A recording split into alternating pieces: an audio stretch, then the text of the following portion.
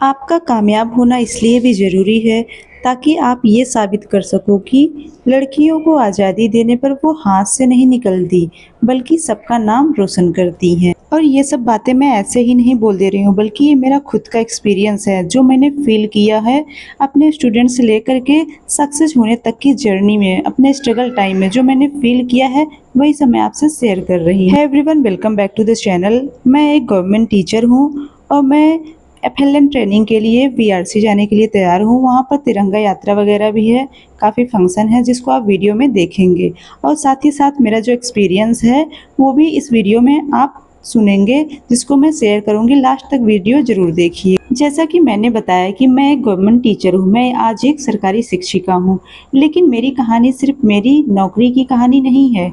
मेरी कहानी उन तमाम लड़कियों की कहानी है जिन्हें कभी किसी ने कहा था, इतना पढ़कर क्या करोगी? लड़कियों को इतना बाहर निकलना अच्छा नहीं लगता। शादी के बाद चूल्हा चौका ही करना है, घर ही संभालना है। और शायद आपने भी ऐसी बातें सुनी होंगी, लेकिन मैंने एक चीज़ सीखी है। लोग आपकी क्षमता का अंदाज़ा आपकी परिस्थितियों से लगाते हैं, लेकिन आपकी मंजिल आपकी मेहनत तय करती है। अगर मेरे माता-पिता भी लोगों की बातों में आए होते तो मुझको आज ये मौका नहीं देते और मैं यहाँ पर नहीं होती। मैं अपने माता-पिता का बहुत-बहुत धन्यवाद करना चाहती हूँ कि उन्होंने मुझको इस काबिल बनाया, मुझको इतनी आज़ादी दी, मुझको मौका दिया कि मैं रोटी बनाने से लेकर रोटी कमाने तक का सफ़र पूरा की हूँ। डियर गर्ल्स, अब आपकी बारी है। आपको अपने आप को प्रूव करना होगा। जब मैं कर सकती हूँ तो आप भी कर सकते हैं। मेरी भी ज़िंदगी आसान नहीं थी। मेरी ज़िंदगी में भी ऐसे दिन आए जब चीज़ें आसान नहीं थी। आपकी तरह ही स्ट्रगल करना पड़ा। जिस परिस्थिति से इस समय आप गुज़र रहे हैं, इन सब से मैं गुज़र चुकी हूँ।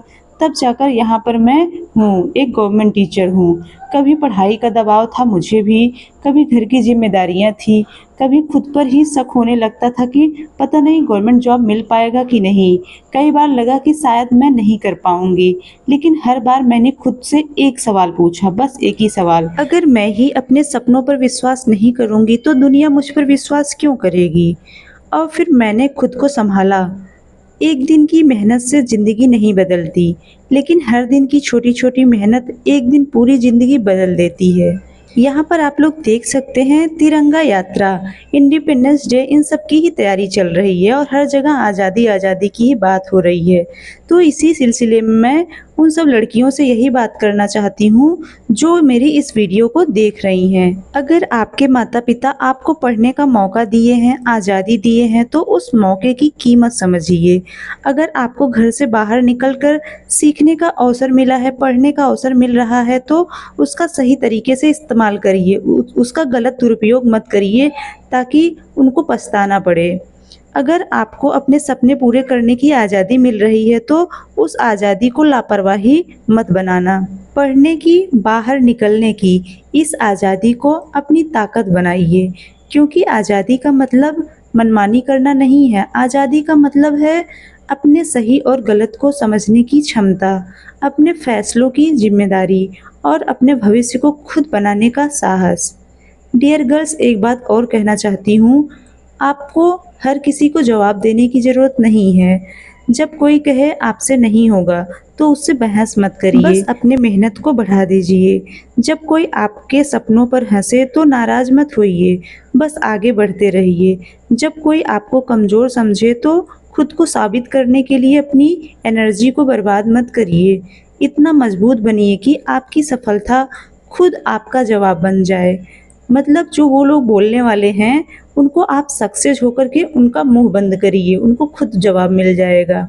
क्योंकि जिस दिन एक बेटी, एक लड़की अपने पैरों पर खड़ी होती है, उस दिन सिर्फ उसकी ज़िंदगी नहीं बदलती, उसके माता-पिता का सिर गर्व से ऊँचा हो जाता है।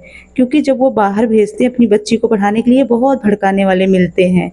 उन सभी का आवाज़ दब जाता है, उन सभी के मुँह बंद हो जाते हैं।